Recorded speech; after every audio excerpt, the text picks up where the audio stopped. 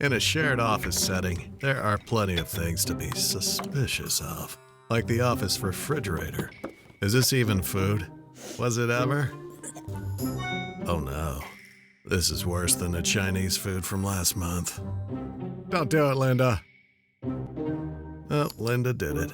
Recognizing suspicious malware in your office technology isn't always as easy as smelling a carton of funky stir fry.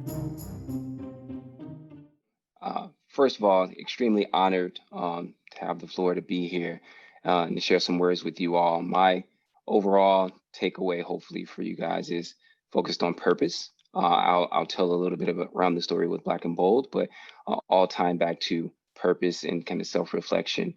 Um, and so for Black and Bold, again, my childhood best friend, we grew up on the same street. We've known each other for over 20 years now. And, across those years, as I'm sure we all have close friends, longstanding friends, our conversations evolved. And as we, were very focused on, becoming successful by way of being first generation college students and graduates and career people, and ultimately, trying to climb this formal ladder that we understood to be what success was deemed as. And, our conversations on, the frustrations, the challenges, and, also were tied back to wanting to make sure that we were putting our time back to our values and the things that we believed in. And what we realized was that we became more busy the more we deemed ourselves pursuing that success, that we felt like we were forgetting where we came from, and also missing our opportunity to make an impact now. And that internal reflection or group reflection really tied back to us pursuing what our why was.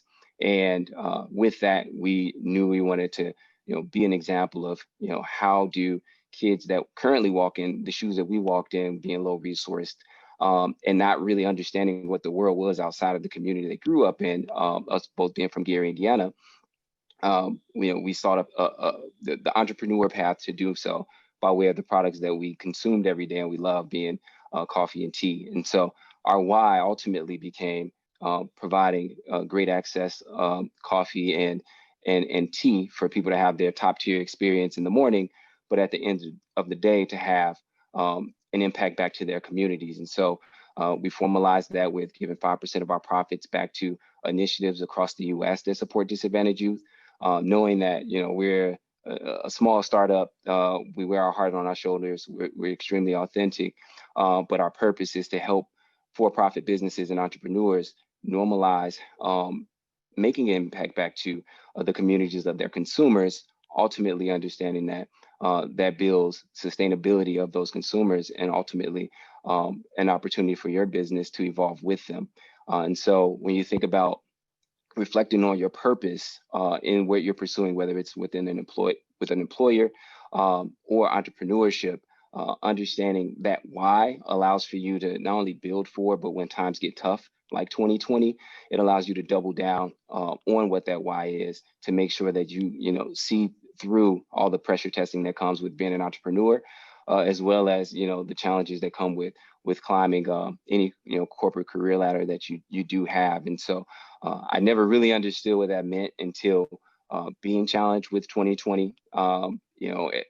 With having a national launch at Target, and then 2 months later saying we have less than 8 weeks before our doors would close, and internalizing why we were in this for the first place. And it was to support those kids that didn't have a school to get their free and reduced lunch from, to make sure that we were supporting the kids that don't have access to technology to be able to do virtual school, and only imagining what it would be like for me if I was in their shoes, and doubling down on our purpose and understanding that comes with entrepreneurship in modern day for what we expect as consumers, but also what we believe in as a business, and how other businesses can be a part of the solution, and also be able to evolve for the long-term sustainability of. So hopefully that gives you guys some examples and context to internalize in your own every day. But I think there's, the task is wide, is huge, but every conscious decision we make today ultimately benefits the youth that follow us,